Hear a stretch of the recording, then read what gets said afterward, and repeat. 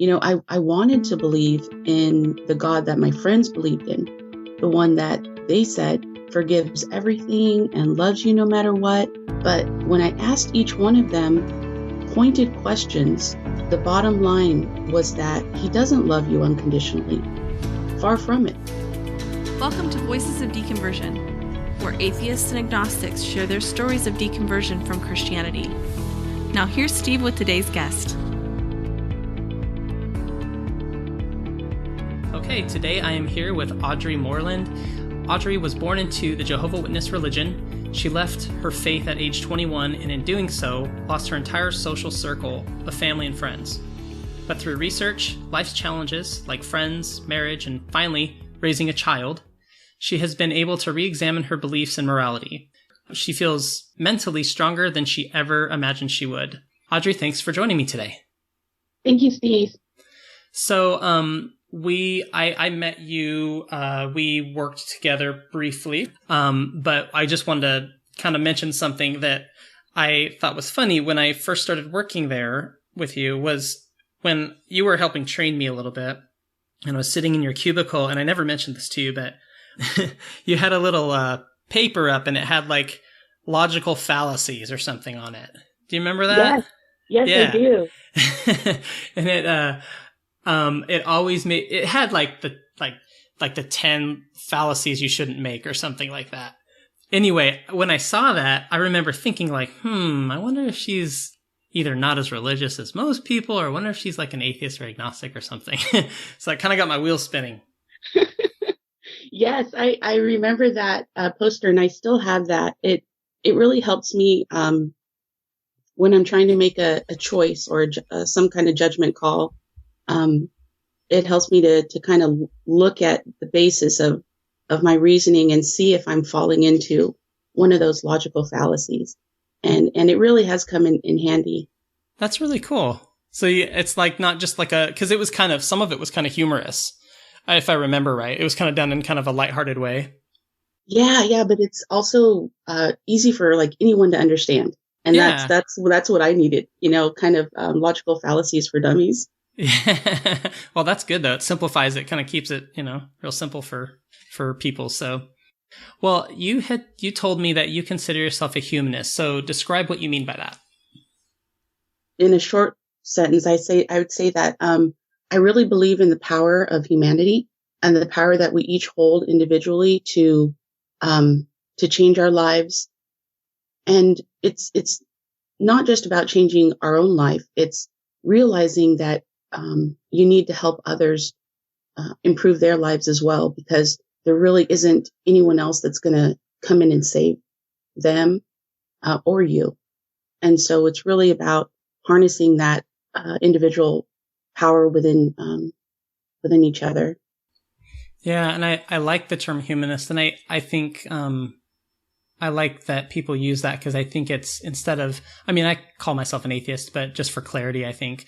But I like humanist because it really makes you think of a positive action or a positive thing people are working toward or doing rather than just a negative, like I'm a non-Christian, I'm a non-believer, right?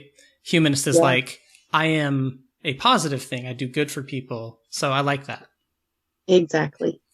So why don't we start just describe kind of your religious upbringing, like what your household was like growing up or your community, I guess how religion impacted you growing up? Sure. So I kind of wanted to let you know what it was like to be a day in the life or a week in the life of a Jehovah Witness. A lot of people don't know that there are 7 meetings per week.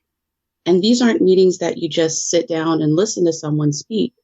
You have to prepare for those readings or for those meetings by reading various books and scripture and articles.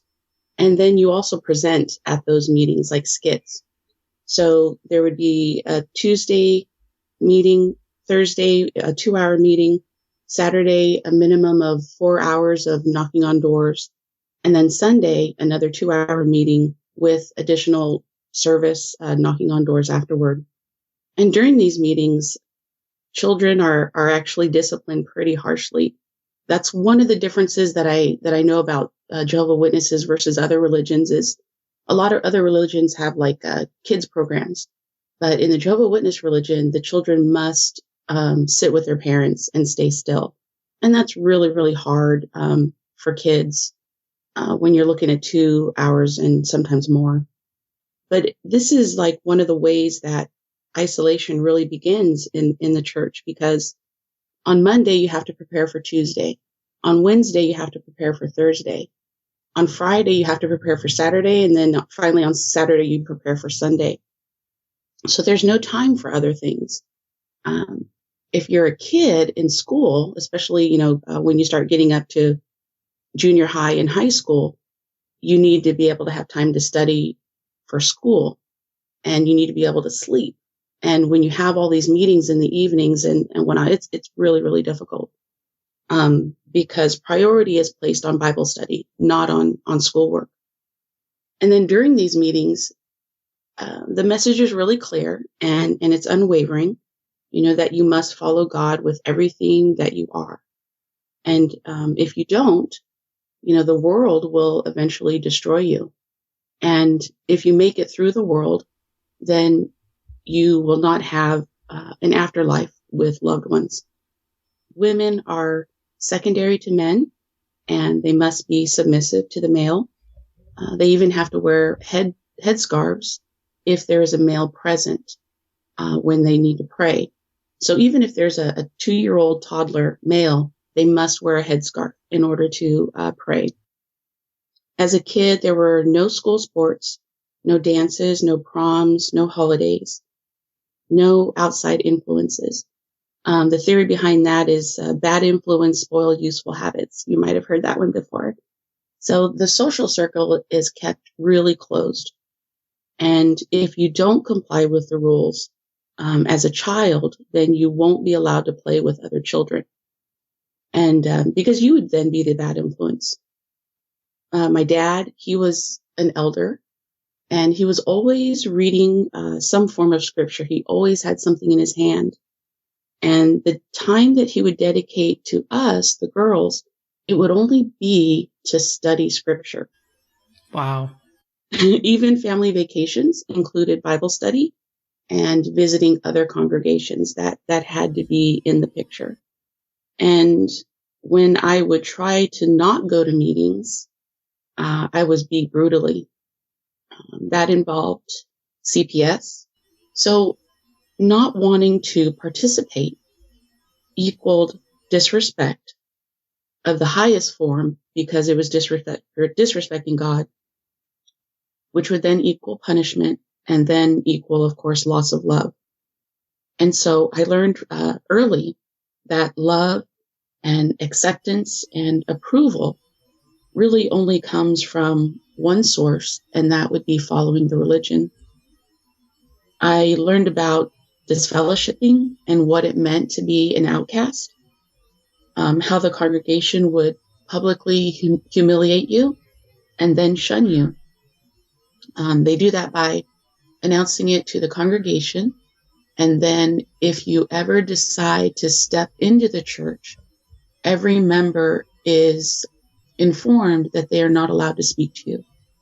They're not allowed to speak to you in the church or outside of the church or have any kind of contact with you. What kind of things would cause someone to be outcast or where no one could talk to them? What kind of actions would people have done to deserve that? Right. It could be anything that you don't repent from. So maybe you were caught stealing, or maybe you repented, but you were caught again. Maybe you committed adultery. Maybe you are not stopping your smoking, or maybe you drink too much. Just pretty much anything that goes against a rule. If you don't prove that you're making an extreme effort to repent, then you would need to be disfellowshipped to protect the rest of the flock. So would you still go to church if you were someone like that and people just would ignore you? If you wanted to try to come back to the church, you needed to go at least 6 months. And yes, you would be completely ignored, and you would need to sit in the back. And if you proved yourself, at that 6-month mark, the elders would meet with you and see if they are going to extend it or go ahead and let you back in. One of the things we were told a lot growing up was the stories of suicide that happen when a person is disfellowshipped. It's a very serious thing. And so a lot of people do commit suicide once disfellowshipped. Wow. So, for a little girl, when your world looks like this and internally you don't agree, the conclusion is really simple. No one loves me because they don't know me. They don't know the real me, because if they knew the real me, who isn't buying what they're selling, then they would drop me in an instant. And it's even my parents. And you start to think, if even your parents won't love you, then who would? Who will? Who will in this world? So, that's really the struggle. And that's what kept me for so long, is that I tried so very hard to convince myself that I could do this and I could follow and that I could be the person my parents wanted me to be. And that I would finally be accepted and loved by, the only people that I was allowed to freely associate with. Do you think that your experience, like you said, that if you disobeyed or something, like you would get beaten. So is that something that like you think was pretty commonplace among families in the Jehovah's Witness community? Absolutely commonplace. It's all the time they say, is it spare the rod, spoil the child? And so it just happened all the time. And it happened in the meetings, because like I said, the meetings are very harsh when it comes to children. If you don't sit still and listen, then you're going to be taken outside, you're going to get spanked, and then you're going to be taken into what's called the quiet room or the back room, where you can finally calm down, and then your parent can take you back out. But there were many times where I was dragged outside, spanked, and then pulled back in. So, wow.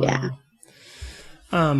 And so this was when, like, so you grew up, I mean, just from the start, your family, I mean, was Jehovah's Witness, like from your earliest memories? Yes. Yeah, they were already baptized by the time I was born. Okay. So your parents were converts, like they converted to Jehovah's Witness at some point, or were they just born into it too? They were converts. Yeah. And I think that for religion, for them, it wasn't serious until they became Jehovah's Witnesses. Okay. Well, and I mean, from the sounds of it, it's a very strict, and like you're either all in or you're all out. Like there's no halfway. There is no halfway. Yeah. That's part of the disfellowship process. It's a all or nothing. Wow. So I've known just a few Jehovah's Witnesses in my life. They never get into any of this, because it's probably, is it pretty secretive, do you think? Like, I mean, do they, because that you can't really announce that that's the kind of thing that you do in a church, right? Like, so did you feel like your neighbors and friends and things like that, did they have any idea that like your church was doing these kinds of things, or what did they think of it?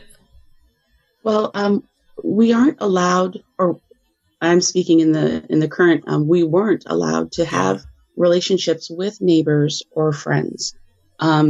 It's, you have to, they say that you have to stay clean of that.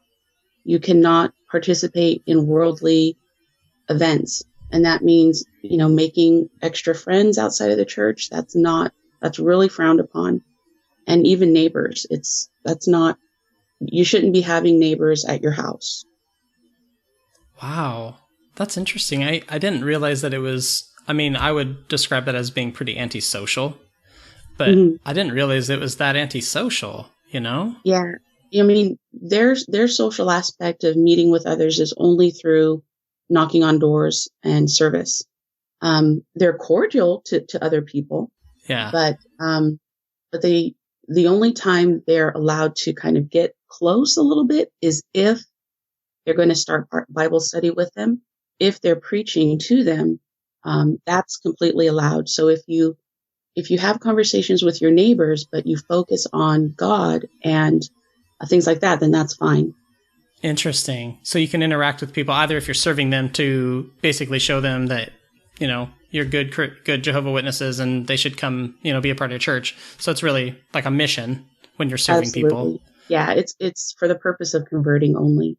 Wow. The other thing is, you'll find Jehovah Witnesses in the workplace, and they can be very cordial then. But the mission there is again to reach out to the coworkers and have some kind of speech prepared to try to pull in more members.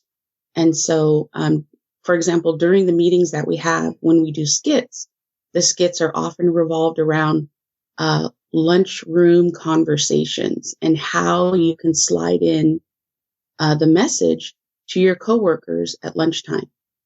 Wow. So, it involves everything. I mean, it's your entire life. it is all encompassing. As you grew older, how young were you when you realized that you didn't buy what they were selling, or that maybe you thought something was off, or you didn't? Because as a young child, if it's all you probably just think it's normal. So when did you start to think in your mind, like, I don't like this, or I don't think this is normal? Well, I remember specifically my father, he's kind of one of those 6,000-year creationists, and he would try to teach us the timeline of how the earth was created 6,000 years ago. And there was always something that didn't make sense. There was always a big jump. And I would try to say, well, what about this time? Well, I don't understand. And he would say, well, we don't know everything, but, this is where faith comes in. But as I grew older, there were other issues that arose that challenged my faith, like sexuality and boys and education. Higher education was not going to be allowed for me, especially because I'm a woman. But it was really frowned upon because they feel that is succumbing to the world. And but I devised a plan to get some college education. I hurried up my high school studies and graduated at 16. And I made a deal with my parents, and I told them that since I was going to be in high school for 4 years, if I finish early, can I use the other 2 years to go to community college? And of course, I needed to get their approval or else I would be kicked out of the house. So they said yes, I could go ahead and spend those 2 years at college. And that was a really big win for me. And then we learned early that sex was only for married people. Masturbation is a sin. And I remember vividly a time my father sat us both down, my older sister and I, to talk about masturbation in a more formal manner. And we read a lengthy article it was either the Watchtower or the Awake about the sins of masturbation. And then he demanded us to tell him if we did it. And of course I wasn't gonna say anything. But I personally, I think, masturbation is one of my earliest memories. So it was like one of my first sins. And I'm talking like 4 years old. And so from that point on, I knew in my little head that I was dirty, and I knew that I was sinful. And that would just be another thing that I would have to hide to gain the love of my family and friends. So, wow. And then things like oral sex isn't allowed, anal sex isn't allowed, homosexuality is an abomination, and dating is only allowed with a chaperone. And so when there are all of these sexual restrictions, young people get married very early, or else they're prone to sin. And so my first marriage was at 18, and I was a baby, but at that point, my life was decided, I thought. Wow. So if, you get married young, we all know the statistics about people who get married young. And I mean, Chrissy and I got married I was 21, she was 19. So, I mean, really, really early still, But the statistics kind of work against people who get married young. So what happens to a Jehovah Witness couple if things aren't going well and something happened? I mean, is there ever good reason in their mind for, like in the mind of the church, for divorce or separation? The only way you can get divorced in the eyes of the church is through adultery. So then that would be the only. So, and then of course the person who does that is the one who gets kicked out and like probably they're banished forever unless they repent. Exactly. Okay. And then of course the person it happens to is free to probably remarry or something. Yes, they can at that point. So tell me about something or someone that you would say influenced your faith the most. I think taking my first critical thinking course in college, that opened my eyes to how I should be processing information that comes at me. I took some courses on psychology and the influence of religion. And I knew in my heart and mind that this was like unhealthy and illogical, but like, how could I change it without losing everything that I ever loved? Yeah. What about when you were still a earlier on maybe, did you feel like you had a personal relationship with God at all? Was it more fear-based, or maybe describe your understanding of God or Jesus or what that meant to you as a child or as a young teen growing up? Yeah, it always surprises me how people think God and Jesus are loving, because if you really read the Bible, they require strict devotion, or you die or suffer some other horrible fate, with no one to rescue you. So God to me was kind of a prick. He was a jealous God, a control freak, homophobic. He was like vindictive and bloodthirsty. Wow. And then I saw my father, who was a church elder. He would counsel child molesters and wife beaters, but never reported them to authorities. Wow. He just prayed with them like it would do a damn thing. And I was disgusted. But just like most Christians do now, I skipped over the horrible things that God and Jesus said or did, and I focused just on the good ideas of the Bible, picking out what worked. Yeah. But I always knew that this didn't jive, it just didn't work. Yeah, it's almost like even as a young child, like you could kind of put the pieces together. You could kind of see that something wasn't adding up. Like it didn't match with like what's good and moral. Like it's almost like you just had a sense, like you had a conscience, you could just tell like maybe they're just trying to teach you to be good people, but then praying with a child molester and just letting it go, it's not right. It's like, how can that happen? Right. And I don't know if his faith was such that he felt he was doing enough. And then seeing these child molesters in the church, freely associating with others, that was difficult. Oh, I imagine. And it just reminds me, like the Catholic Church has had a huge PR problem with this. And it just seems like the more restrictive the religion or the more restrictive the community, the easier it is to hide stuff like that, the easier it is for stuff like that to keep happening. And I think, tell me what you think, but it seems like Christians who are a part of those churches, they think that they don't want to involve the law because it's a church matter. And they think that by praying with the person, like God will make them better. Like you don't need law and order. You need God to purify the person. You need God to make them better. I mean, is that kind of the mentality? Right. And that is the danger of faith. Leaving something in someone else's hands. Yeah. Yeah. What else during this time of your life? I mean, we'll get into kind of when your doubts began and stuff like that, because you kind of touched on that a little bit, but is there anything else about kind of your early years or growing up that was significant that you haven't mentioned already? I think when I turned around 19, at that point I was married, and there was this inner struggle that was so deep and profound that I couldn't physically or mentally hide it any longer. I started getting these panic attacks when going to church, and if I made it in the building, I couldn't make it through the song. I would start to tear up and like dry heave.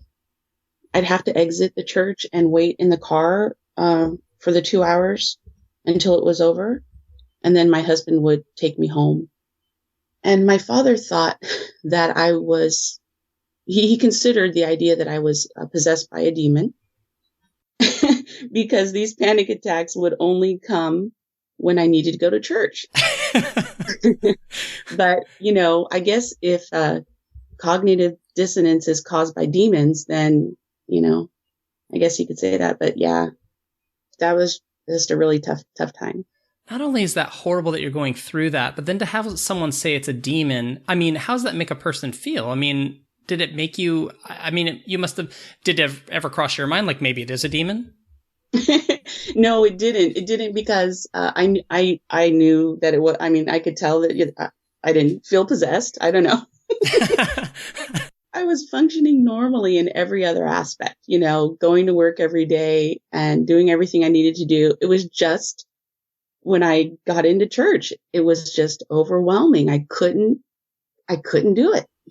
That's so horrible. It's just like your body was like telling you like something's not right. It's like it was screaming out like this is not working. There's something horribly wrong here, Yep. Wow. And so you mentioned that like suicide was something that was talked about a lot. So or mentioned, and I know that they use that as a deterrent, like, hey, if you leave, you might end up killing yourself. But you said that it happened a lot. Did you know of anyone who did that? And had anyone ever opened up to you or anyone else at the church that you know of about like suicidal feelings? And did you know of anyone like that? Or we had a close family friend that her son was disfellowshipped, and he jumped off I think it was the 5th Avenue Bridge or 10th Street Bridge in Yuba City a few months afterward. And so that was easily something to point to. And it was never like feel bad and compassion for this person. What could we have done better to like help them? It was more of like, see what happened to him. You better not leave. Exactly. It was, this is what happens when you go back into the world. So there was no responsibility on their part that they outcast him and shunned him. It was, he did this to himself. It was probably terrifying to think of leaving, not only losing family and stuff like that, but losing your life. That's terrifying. So tell me then, let's start talking about then, like questions and doubts, like when you started to have doubts about your belief. And of course, it sounds like there were things that you doubted all along. And I think that's pretty normal for most people. Like throughout their life, there's things that make them go, like this doesn't seem right. Or, I don't know if I agree with that. But when did kind of the real doubts, the real significant doubts start to come in for you? And like you said, I always had doubts. But when I finally came of age, I realized that this religion involves life or death choices. For example, Jehovah Witnesses don't take blood transfusions. They make you carry a card in your wallet in the event you're unconscious or can't speak, saying that you will not accept blood transfusions and invoking your legal rights. And so then I knew if I needed blood, no one would step up to save me. And my parents would, in an act of righteousness and dedication to God, they would let me serve as a sacrifice. And that was scary for me. What if I got pregnant and I didn't feel ready? Would I be able to defy the religion and make a personal choice? And even if I was strong enough to do that, could I hide my choice for the rest of my life? And so these are things that I face becoming older, and then just considering my effect on other people. I was preaching to so many people, but the message, what damage was it doing to them? Was I making them feel just as horrible for simply being a human being with different beliefs as I did? And that was really tough. I remember giving advice to a person.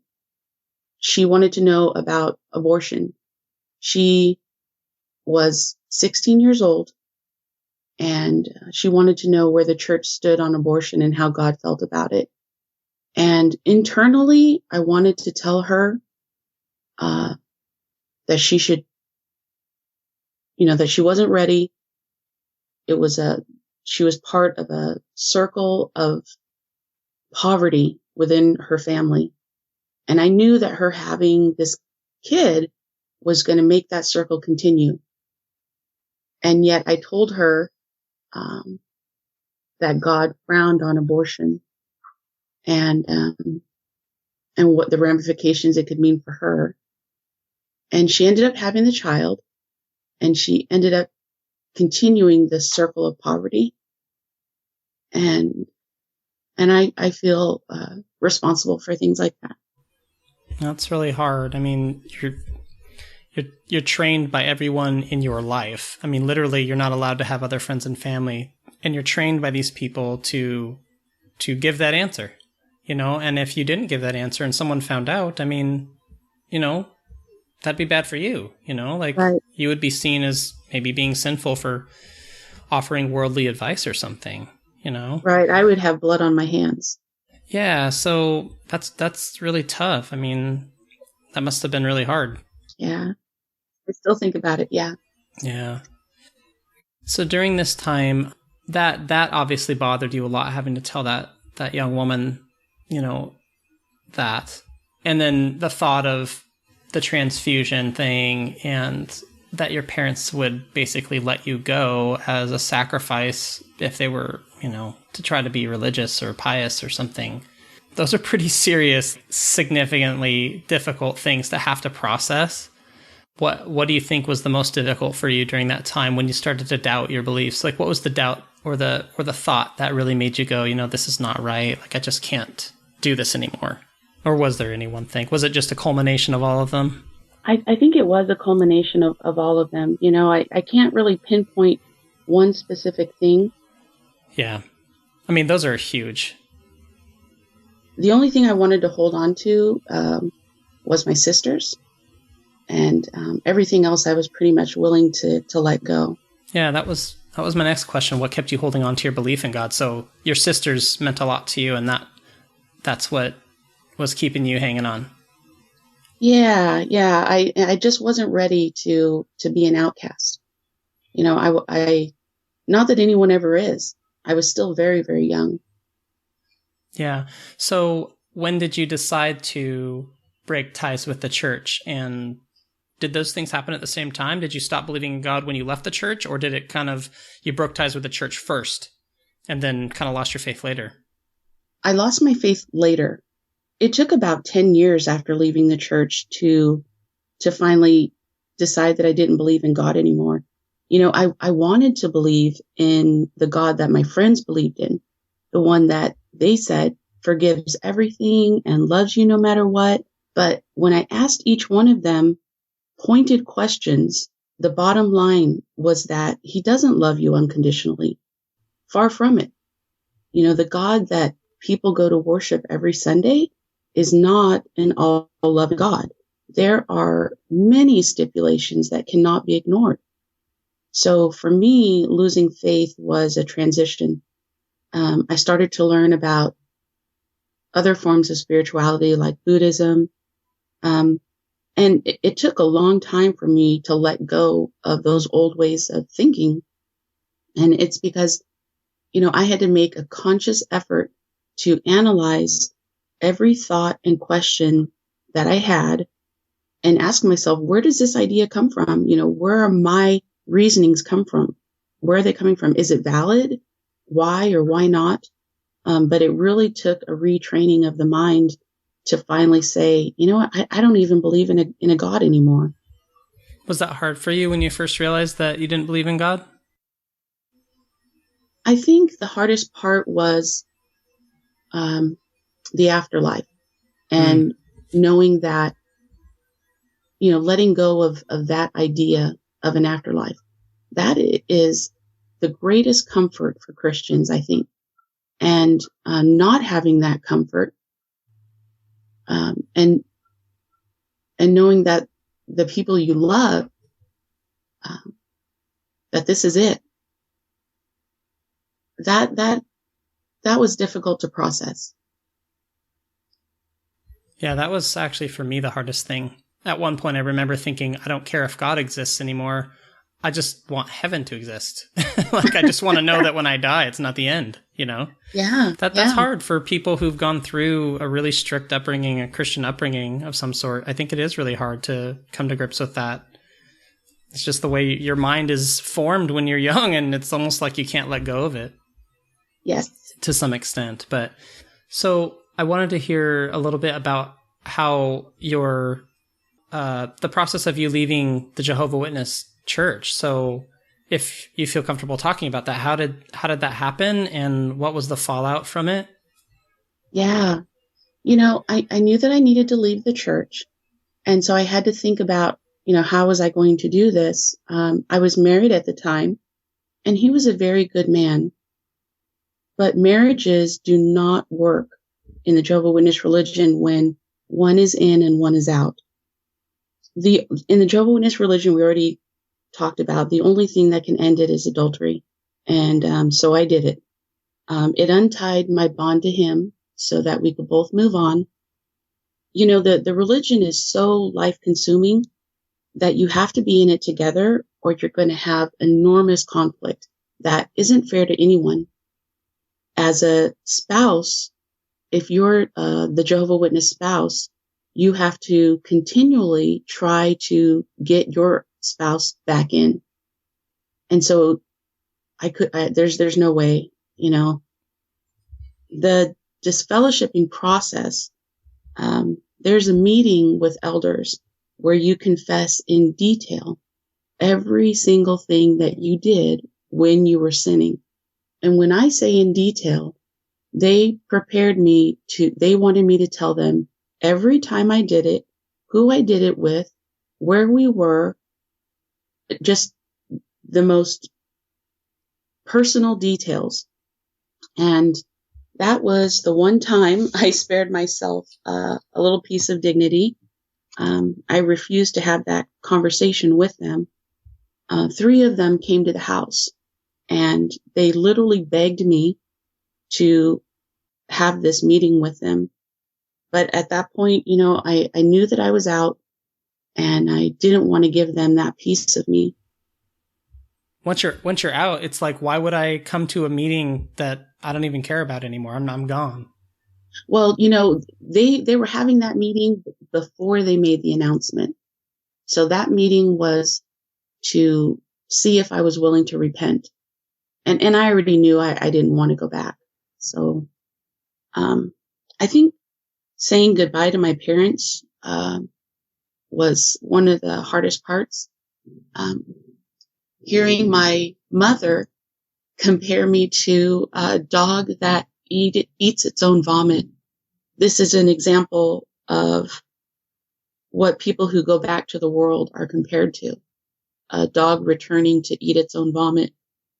And then how the children I would raise, if I had kids, would be like little rats. Because if the mother is a rat, then her children will, of course, be rats. And when the symbolic flood comes, all the rats will be washed away. My father expressing how deeply ashamed he was of me, and hearing him cry over the phone. And, knowing that I wouldn't be allowed to care for my parents as they aged, which is something that a good daughter does. They take care of their parents when they age. And that was something I actually was looking forward to. Not being able to say goodbye to my sisters. I think they were about 10 or 8, somewhere around there at the time. So you were the oldest of 3? I actually had an older sister as well, but she's kind of an only child, or she kind of thinks she's an only child, so I don't really count her in the picture. Yeah, she keeps to herself. Yeah. And being afraid that I would kill myself. I've never wanted to do that. I've never wanted to hurt myself, but just being, inculcated with those stories, it was a fear. And, just this intense pain. If you can imagine all of your family and friends and you on a big 747 plane, and just anyone you've ever been able to have a meaningful relationship with. And the plane goes down and crashes, and you're the only survivor. You know, that overwhelming grief and loss is kind of unimaginable. But the twist, though, is that they aren't really dead, but they have decided that you're dead to them. So now you have to deal with the shame and the guilt of what you've done. So for the next 10 years, I had nightmares every single night and would wake up crying every morning to the point where you don't even want to fall asleep because you can't control the dreams that you have. Loud noises brought on and kind of an ingrained gut reaction that it was Armageddon. And it took probably about 12 years for that to subside. I lived next to an airport for a while, and that was tough. There was a lot of loud noises. And then I moved near a military base, and there's a lot of loud noises that come from there. And the sad thing is that this is something that happens with a lot of Jehovah's Witnesses. Loud noises, they do anticipate Armageddon. Wow. Panic attacks. Triggers that panic in you. Yeah. That's the end of the world, and that you've chosen the wrong way, and here it comes, you know. Here it comes. Right. Panic attacks, you know, that I learned to hide really well. I'd make an excuse to stop whatever I was doing, to run to the bathroom or go hide in the car or do something. And then, you know, just learning kind of by each painful step how to deal with life based on the rules of this world versus the rules of the world that I was kind of sheltered in, you know, and letting go of that illusion that if I had stayed in the congregation that I would be safe and protected, you know, that was gone. So what's amazing to me about, I mean, you said a lot of really touching and moving things, but what's amazing to me is the choice that you made wasn't to become a lifelong like criminal of some sort or to live your life in like debauchery. Like you wanted to care for your parents. You wanted to stay connected to the relationships that were most important to you, but you just didn't want to be in an abusive situation. And by wanting to be healthy, the choice to want to get healthy is like this horrible sin, and people are shaming you and crying that you've made this choice. I mean, how confusing to feel like you're needing to do this thing to leave, but that very thing that you know you need to do is the thing that's causing all this pain to everyone that you know. I mean, that must have been really hard. It is. It was hard because you can't make sense of it. You can't make sense of crazy. And that was the hardest thing because it doesn't make sense that why would your parents just leave you, you know? And it was my worst fear as a child coming true. Like I had mentioned before, you know, I knew that, or I felt that my parents would only love me if I stayed in the religion. And that coming to fruition of them pulling back their love, confirmed it. Yeah. And it was like, I can't even imagine. Very painful. It's heartbreaking. I'm sorry that you went through that. Like, you know, that's a horrible thing to have to experience. Yeah. It does. I mean, there's a lot of good that came out of it, though. Yeah, well, and we'll get to that soon because, you know, it's always good to remind everybody that listens that it does end positive. You know, the story does end well, and that this path you go through, not only like do you learn a ton from it, but it shapes who you are, and I think it gives you a lot of not that you didn't have compassion for people who've gone through this, but it gives you. I mean, for me, you know, I would think it gives you a huge sense of compassion for others who've gone through this kind of thing. And it really makes you, I think, focus in on like what's most important in life, you know? So there's good that comes out of it, I guess is all I'm saying. Yes, I totally agree. So during this time of your life, what helped you through the most? Well, it took a while to build a social circle, and that is eventually what has really helped the most. And it took a while because, I was taught that people outside are dangerous and to fear them. And so building a social circle was a slow and kind of difficult process. But I finally was able to learn that people are good and decent. And it's not because they love a God named Jehovah. It's because there is good in the world and there is good in each one of us. I finally, probably about 10 years in, I decided to have some therapy sessions. I guess I figured out that nightmares every night isn't normal. Or that, maybe it can be changed, Yeah. And therapy is actually something that is really frowned upon by the church, because you're going to an outside person who is of the world and trying to get advice from them. And that is very threatening. But with a few therapy sessions, I learned to love myself and know that I am worthy of love. And I learned how to talk positively to myself instead of the constant message of how we are born sinners. Learning how to save myself and not relying on a God for that. I feel so strong now. Finding that strength in yourself and knowing that you aren't going to give that up to anyone. I'm not going to give my wheel up to anybody. And I sure hope I'm not in the car if someone decides to give up the wheel.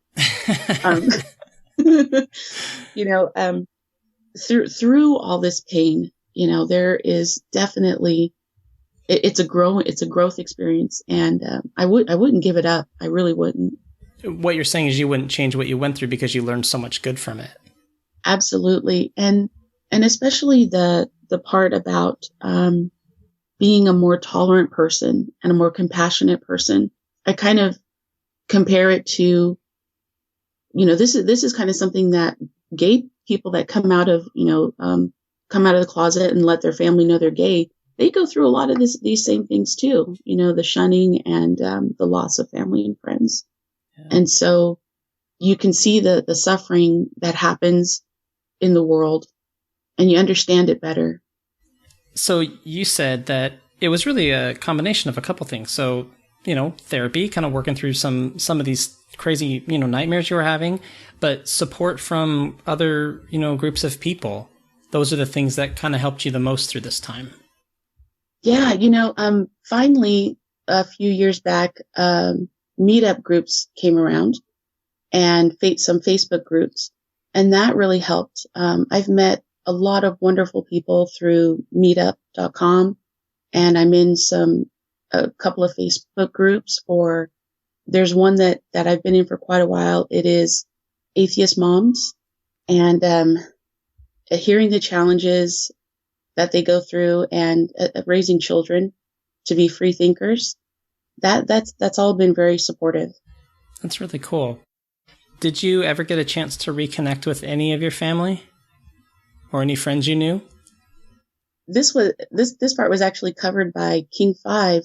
My sister, Jennifer, when she turned 18, she decided to contact me. So it had been at least 10 years at that point. And she flew in to SeaTac, and we had an awesome reunion, and we've kept in touch ever since. So that was really a dream come true for me. But just recently, maybe within the last year, she's kind of decided that she wants to go back to the church. And I understand that because she lives with my mother and father, and she's got 2 kids. And her twin sister is a Jehovah Witness. And so the pressures are probably enormous. But it's a little scary for me. Yeah, that's really hard because, you reconnected. It looked like, so the reconnection was covered by King 5 News? Yeah, it was covered by King 5. And then there was another story that followed up. I think that was NBC as well with who was that guy who does America's Most Wanted? He had some kind of day show, and they flew us into New York to participate on family reunions, and kind of did a little bit of background on that. Yeah. Oh, wow. Was that was also a television program? Yeah. Oh, wow. I'm trying to remember what it was, but yeah, it was that guy. Yeah, so then it must be kind of hard then, like you have this reunion and then she decides to go back. But like you said, you understand why, because you come from that background. So there's probably this huge draw. I mean, her social circle, her entire world is that community. So, she's trying to branch out and connect with you, but then there's that, it's pulling her back, Yeah. Yeah. And I think at this point, let's see, it's been over 20 years since I've left. I think that they have eased up a little bit, and she promises me that things between us won't change. But I don't know. Yeah, crossing your fingers on that one. Yeah. So when you think back on the Jehovah Witness Audrey, the Christian Audrey, what do you think about that person now? You're 20 years removed from that. What do you think about the Jehovah Witness Audrey? Well, I've always had good in my heart, and so I would say that she was just as good now, but now she's free. I do regret the thousands of hours I spent knocking on people's doors, trying to sway them. I really do. I feel so bad. I feel so bad for that. Oh my gosh. But I'm a more tolerant and open-minded person, and that feels really good. That's awesome. What do you think is the biggest misunderstanding that Jehovah Witnesses have about you, but also just Christians at large? I think it's that, I'm not an atheist because I went through some kind of crazy traumatic religion. Honestly, I actually have no regrets. And here's why. It's because it forced me to think. And when you have a situation like mine, you're forced to reevaluate what you've been taught so long. And so I'm thankful that I was forced to think. I mean, maybe if I were in a religion that focused on the soft clouds in heaven and all the bunnies frolicking through the fields and Jesus loves everybody, maybe I'd be satisfied and comfortable with believing the fluff. But because I've been forced to think through these teachings, I feel a freedom and a responsibility that I would love others to feel. Also, I would say, don't pity me, or think that I didn't have the right opportunity to know God. Because I have had every opportunity to know God. And I really believe that if there is a God, that he owes me an apology, and he owes everyone an apology, a great apology. And then finally, I also don't think that if you believe in God, that you're some kind of dummy. Everyone has a right and reasons to their beliefs, and I don't look down on others for that. Sorry, I was going to ask you something about what you said. Just that it's kind of dismissive of what you went through for people to just say, oh, you had a hard life, or, oh, this bad thing happened and that's why you're not a Christian. As if you're so simplistic that like one bad thing happens and you're like, well, clearly God can't be real, like it's not that simple, right? No. You had a very difficult experience, but at the same time, you were using your head. You were thinking these things through, and I think it's easy and it's really convenient for Christians to make it super simple and just say, you know what? The person had a bad experience, or the person chose a sinful lifestyle, or they just were never open to God in the first place. Like, you know what? It's not that simple. People leave for a variety of reasons, and people really give it a good shot. They give it a good go, And sometimes at the end of the day, it doesn't make any sense. That's exactly right. That's right. So for you, now that you have kind of grown into a community of people, and it sounds like you're really connected to several different Facebook groups, and that's really great, because I think that is what I have found is like one of the best things for folks who are coming out of, a really strict religious upbringing, is just finding that community. So what is the best thing for you now? What's the best thing about not believing in God? I think that knowing that I make my own destiny is very empowering. And I don't have the fears that people who believe in God have. Like, a lot of times, people that believe in God, they fear like a demonic possession, or they believe in ghosts or spirits or God, different demons. And I'm not afraid of any God or any demon or any man for that matter. And also knowing that I am just as worthy as anybody else. And I'm not more worthy than anybody else.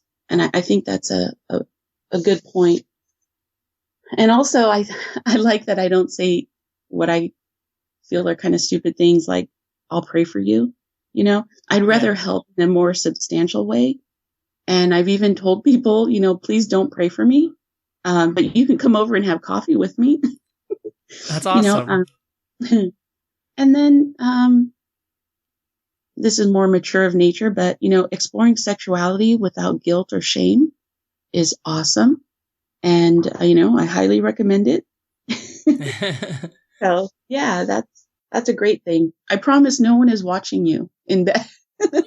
Yeah, I know. Isn't that like the creepiest thing ever? I heard that nuns, that I was reading, I think it was a Bertrand Russell book, and it was about like how the nuns, and I don't know, they may still do this, would wear like a gown to bathe in. Like they'd bathe in this gown because Jesus is watching, right? Like he can see through the walls of the house. Apparently he can't see through the wall, like the cloth that they wear, but he can see through the walls, right? It's so, one, ridiculous, two, super creepy that God is like watching you bathe. It's like, what the heck? This is weird. Yeah, when you think it through like that. And I totally agree. It's just like, the piece about sexuality and the piece about just not being afraid of ghosts and demons. And as a kid, I was so afraid. I was told I had a guardian angel that would like protect me from these demons. But like, you also kind of had the idea that these demons could get to you somehow. Like in certain scenarios, like there might be a way for them to get in and like get at you. And as a kid, you don't think, oh, it's going to tempt me to like have an extra cookie. As a kid, you think like it's going to come and try to hurt you physically, right? Like it scares you. Yes. So I think no more fear. I mean, that's to me like such a huge plus. You lose the fear. Oh yeah. And now I can have loud noises and not think I'm going to die. Things like that. And yeah, I mean, as a kid, I would scare myself to death over these demons and potential spirits that could be lurking anywhere. And it is a real fear, and now, I mean, the one bad thing about not believing in spirits is I don't have any enjoyment watching like scary movies anymore. Like that is such BS. Yeah. Yeah. It's sad that I can't get my scare on, but it's all right. Well, we watched The Babadook, which was on Netflix with Ryan, my son Ryan, and Chrissy, my wife. And it was pretty creepy, but there were parts of it that were kind of hokey and goofy, but and probably people who are horror movie, freaks would laugh that it was scary to us, but I thought it was pretty scary. I don't know. I can still get scared by stuff like that, but yeah, if you're a Christian, like I do know several Christians who, from time to time will watch movies like that, and you just know, like you get the sense that like it's extra scary for them because they think it can actually happen, right? Yes. And it's just like, oh boy.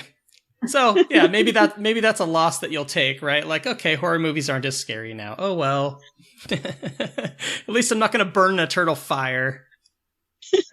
But I do love psychological thrillers because honestly, the only people we have to be afraid of is each other. Oh, seriously. And what's so great about what you said too is like, instead of saying, I'm going to pray for you or being afraid of ghosts, like you focus your attention on actually engaging with people actually living life here now, helping people, not just saying, not that Christians don't help others, they do all the time, but there is this mentality of like, well, I'll just say a prayer, rather than, you know what, no one's going to save us from, this catastrophe that's happening in another country, or from the sad thing that's happening to his family down the street. Nothing's going to save them but each other, but us. So it really makes you focus more on like, how can I really make an impact in the world? How can I really help my neighbor? Or it's so funny, instead of just trusting God will take care of it and just walking away and just. Right. That, one of the biggest dangers of religion is feeling that someone else is going to take care of it. All you really have to do is pray about it. And that doesn't help anybody. Mm-mm. So. Ironically, that reminds me actually like the Good Samaritan story. You have the two religious leaders walk by and do nothing for the poor guy who got beaten up. And I think it's the Good Samaritan that helps. It's the Good Samaritan that helps. That's right. You're like, who is that? I was like, was it the Jew that helped? Oh wait, no, it was a Jew that got hurt. Right. You're like, Steve, it's called the Good Samaritan story. It was the Samaritan. Let me clue you in. I can't believe that. Yeah, so like this hated person, this person who like everybody hates, ends up being the person to help. So I don't know, maybe we should write a parable called The Good Atheist. The Good Humanist. Yeah. Yeah. But so what brings you the most happiness in life? Oh, definitely being good and valuable to others. I think that my greatest happiness, my greatest joy comes from raising a child who thinks critically, and he's good because he wants to be, not because he thinks that there's a God who could punish him, and making sure that he knows that his mom loves him unconditionally. I owe a lot to my son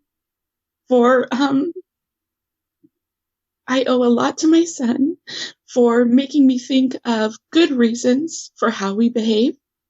It's not just because God says so. It's because humanity benefits. And there's a big difference there. Kids ask the best questions, and being able to answer those questions with science and facts and not just because God says so. That makes everyone a bit smarter. And so he brings me the most joy. That's awesome, Audrey. That's so cool. It's amazing how, as an adult, fully grown adult, that like we need our kids, sometimes they're the thing that gets us through. They're the thing that like gives us hope. And you look into their eyes and it's like, I don't know, it's cool. They're the catalyst for learning and growth. Yeah. Yeah. So I started this podcast for the former Christian who lost their faith. What encouragement or piece of guidance would you give that person? I would tell them that you can be as whole and as free as you decide to be without God. That it's going to take a lot of time and effort to get there, but soon there won't be any shame or fear, and that you really can find love without God. In the Americas, the Americas can be very God-centered. And a lot of times we hear lots of really good quotes that if it wasn't for that piece that says God in there, I'd probably like it. But what I do with those kind of quotes and those kind of sayings is I try to substitute the word God for good. And so when I substitute that word, it usually does make sense. But learning how to think differently is probably one of the best things you can do to grow as a human. That's great. I do think that there's so much to explore and discover in your world when you come out of religion, for especially people who are in strict religions, because I find like for Chrissy and I, it was like geology and learning about the date of the earth and how old it is. And that just became fascinating to both of us, just stuff that we had ignored because, we just believed that the earth has been around for 6,000 years and, that's that. And we're not going to even look into the science because evolution and all that's garbage. So then you come out of it and it's so exciting. You know, it's like this whole new area of your world that you can explore and learn about, and it's that's neat, you know. When you really start to look at science, there are things that are being learned that you could never imagine, you know, and it's really unfortunate for, you know, like 6,000 year creationists that don't get to learn those things, you know, don't get to see the progress. So yeah, I think that's great. Well, and it's exciting because I think what you learn with science is not that science thinks it knows all the answers. The exciting thing about science and how it's different from religion is that it doesn't think it has all the answers. It thinks it knows the answers and it will give you the proofs it has. But once it discovers something that contradicts something that it previously thought was true, it adjusts. You know, we adjust to the knowledge that the incoming information. Rather than religion, it's just set for all time. This is how it always was. It's always going to be this way. And when there's contradictions, you have to just ignore them. So it makes a much more exciting and just a much more exciting world to live in when you're just exploring all these new things all the time. And it's, I don't know, I keep saying exciting, but it's just exciting. It is exciting. It's a whole new world, you know, and it's not ruled by, you know, things that are so dogmatic. So. Yeah. Well, can you name one resource that you would recommend for someone who's deconverting from Christianity? I would definitely recommend some YouTube videos with Sam Harris or Richard Dawkins. And then if you have children, reading some of Dale McGowan's books on raising free thinkers. I think those have been really valuable for me. We read Parenting Beyond Belief. Did you read that one? I did, and I got to see Dale McGowan. He came to a Universal Unitarian Church in Seattle several years back, promoting that. And he's a great guy. That's so cool. Yeah, I totally, very early on, discovered his book. And that was one of the biggest deficits for me was how do I talk to my kids about morality and death and without using the Bible? Because that's all I knew. So that was super helpful to just see, here's all these people. It's probably like your mom Facebook group. It's probably great to just hear from other moms, other parents who are saying, you know, my son's dog just died or grandma just died. And I don't know what to say. You know, you can hear from other people how they cope with it, how they get through it. And there's 100 different ways to get through things like that. And they're not easy, but it's great to hear from other people, I think, and get that support and those ideas. I agree. Yeah. That's cool. Well, what's the best way for people to get in touch with you? Well, I am on Facebook, Audrey Moreland, but I usually don't accept friends unless I know why they're, you know, so if I get a message, then that can help out. And then there's always Audrey Moreland 911 at msn.com or gmail.com, either one, same address. Okay. That's easy. Awesome. Well, Audrey, your story was amazing, and it was just so moving, and I'm so grateful that you shared it today. Thanks, Steve. I'm glad. I hope it helps someone. Thanks for listening to Voices of Deconversion. Be sure to join us next week by subscribing to the podcast. If you'd like to learn more about upcoming episodes, sign up for our newsletter at vodpodcast.com.